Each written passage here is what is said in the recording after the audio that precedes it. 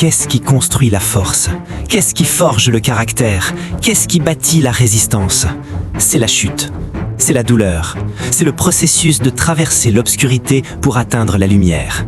C'est littéralement dans le moment le plus sombre que l'aube commence. La vie va te frapper en plein visage, elle va t'attraper par surprise, sortir de nulle part, des choses que tu ne peux pas prévoir, qui vont te couper le souffle. Tu vas vouloir abandonner. Voilà ce que j'ai compris dans ma vie. Dans mes moments les plus bas, l'ennemi est plus bruyant. Tu n'y arriveras pas, ça ne va pas marcher. Cet esprit va te dire « À quoi bon? Pourquoi passer par tout ça? C'est trop dur. » Non, jette l'éponge, ça n'en vaut pas la peine. Et le monde va nous dire que si on est sous pression, sous-estimé dans différents domaines de notre vie qui nous mettent mal à l'aise, que ça devient isolé et sombre, c'est là que tu dois t'arrêter. C'est là que tu dois abandonner. Tu vas avoir des moments difficiles. Tu vas traverser des périodes dures. Qu'est-ce qui te fait continuer? Si tu connais ton pourquoi, tu peux supporter presque n'importe quel comment. Quelles sont tes raisons? Quel est ton pourquoi? Qu'est-ce qui te pousse? Voici comment gérer ça. Voici comment dépasser ça. Écris 5 raisons pour lesquelles tu le mérites. Quel sens et quelle valeur cela va apporter à ta vie? Qu'est-ce qui te rend différent au point que tu mérites ton objectif? Et quand tu écris ces 5 raisons, quand tu traverses des moments bas et tu vas en traverser, quand cette voix commence à te parler et elle va te parler, ce que tu feras, c'est que tu les ressortiras et tu les liras et ça va te reconstruire. C'est pour ça qu'il est important de travailler sur toi, d'écouter des audios, de te renforcer, de te parler avec puissance, avec émotion et conviction, de te bâtir jour après jour parce que ça arrive. Mets toute ton énergie dans ton rêve parce que tu ne sais pas ce qui va arriver. Et la vie te brise souvent parce que quand elle te frappe, tu n'es pas prêt. Mais si tu restes prêt et connecté, quand tu entends de mauvaises nouvelles, ça ne te détruit pas parce que tu es déjà chargé d'énergie. Même dans certains de tes moments les plus sombres, quand tu fais des erreurs, tu dois rester pour 2 choses pour lesquelles l'erreur existe. Chaque échec est fait pour ça. Chaque faux pas est fait pour ça. Il est fait pour une leçon et une bénédiction. Ces 2 choses suivent chaque erreur, à chaque fois. J'aime le soleil, mais les choses ne poussent pas grâce au soleil seul. Tu as besoin de pluie. Le monde n'envoie pas de pluie sans retour. Quand il commence à pleuvoir, les fleurs cransent, les arbres grandissent. Tu dois comprendre à quoi servent la pluie et la terre. Tu dois arrêter de voir la pluie dans ta vie comme quelque chose de mauvais. Les gens se mettent en colère quand d'autres commencent à leur jeter de la terre dessus. Arrête. La terre est de l'engrais. Si tu veux vraiment devenir quelque chose, tu vas devoir te salir, parce que cette terre qui te recouvre t'apprend à grandir à travers. Tu n'auras pas une vie facile. Sors ça de ta tête. Personne ne va venir te donner de l'argent comme ça. Ça ne sera pas tout rose pour toi. Tu dois encaisser pour réussir. Et quand tu encaisses, prépare-toi à ce que ça devienne dur, vraiment dur, parce que c'est ce qui va arriver. Tout ce que tu traverses te prépare à ce que tu as demandé à l'univers. Tu dois juste arrêter de paniquer pendant le processus, parce que le processus est nécessaire. Tu ne le vois peut-être pas maintenant, mais quand tu seras de l'autre côté, tu comprendras exactement pourquoi cela s'est passé ainsi, et tu l'accepteras. Mais arrête de paniquer pendant le processus. Ressaisis-toi et arrête de paniquer, parce que tu es dans le processus. La vie est un processus. Elle n'en est pas finie avec toi. Si elle en avait fini, tu ne te réveillerais plus. Quand j'étais dans mes moments les plus sombres, dans mes points les plus bas, les plus grandes idées que j'ai eues sont venues de mes plus grandes défaites. Je comprends que c'est dans le processus que tu deviens meilleur. C'est dans le processus que personne ne connaît ton nom et 5 ans plus tard, tu es le meilleur au monde. Parce que le faire aiguise le faire, et le processus est aussi important que le résultat naturel. Parce que le processus est plus profond, la récompense est plus grande. Je n'abandonnerai pas le processus, je ne lâcherai pas, je ne céderai pas. Tu dois être capable de voir quand ce n'est pas visible. Tu dois le voir dans ton esprit.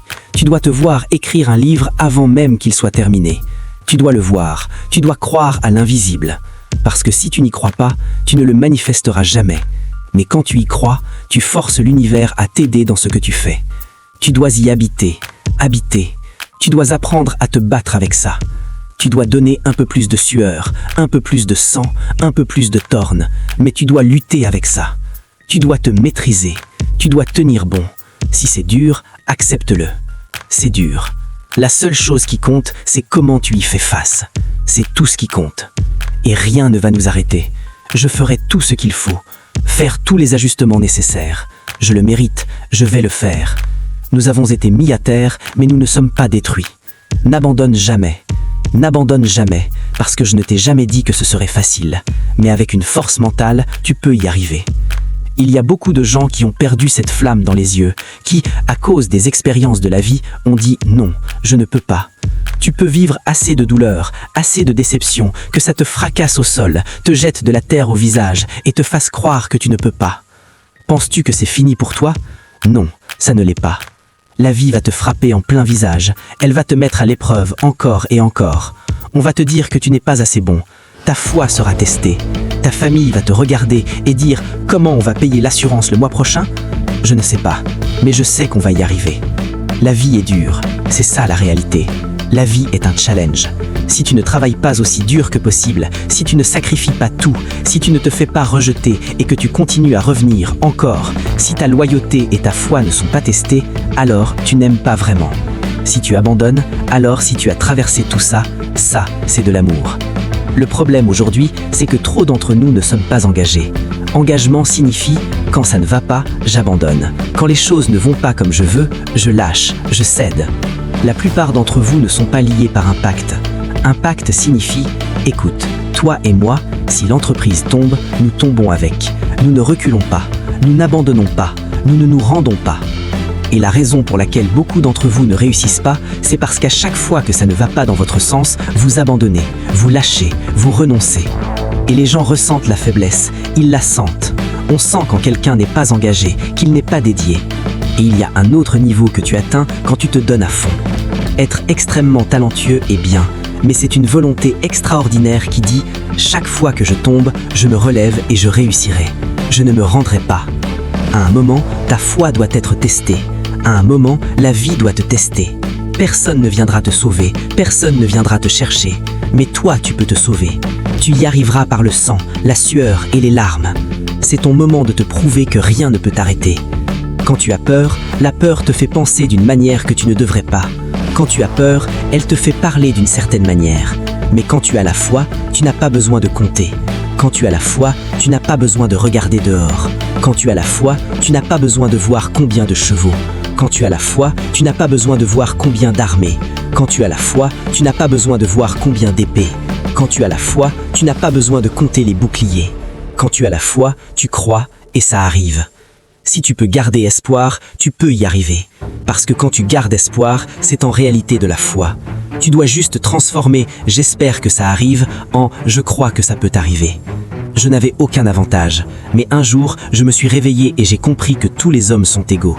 Je n'ai besoin de rien, je suis mon avantage. Tu es ton avantage.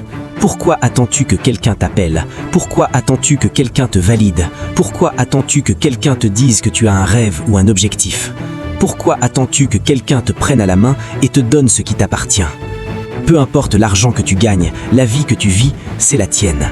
Et quand je te parle de la douleur d'avoir mis 12 ans à obtenir un diplôme de 4 ans. Je te parle comme un échec qui a dû se relever chaque jour en disant « secoue-toi et continue ». Peu importe ce qui s'est passé, peu importe ce que les gens pensent, ça n'a rien à voir avec toi.